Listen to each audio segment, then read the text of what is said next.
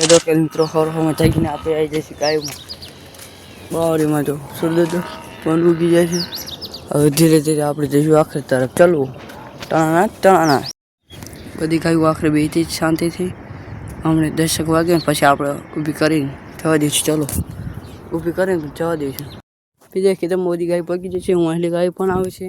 હવે આગળ જઈશું. ચલો બકડી વાળામાં ચલો. બપોર થઈ જશે બધી ગાય પડી રહી છે ને હવે 12 વાગી જાય એટલે આપણે હજુ જઈશું પાણી તરફ. ચલો બપોર થઈ જશે બધી ગાય પાણી આવી જશે. પાણી તલાવડે પહોંચી જાય છે. તમે જો પાણી તલાવડું છે. હવે બાઇક લઈને જઈશું ખરું.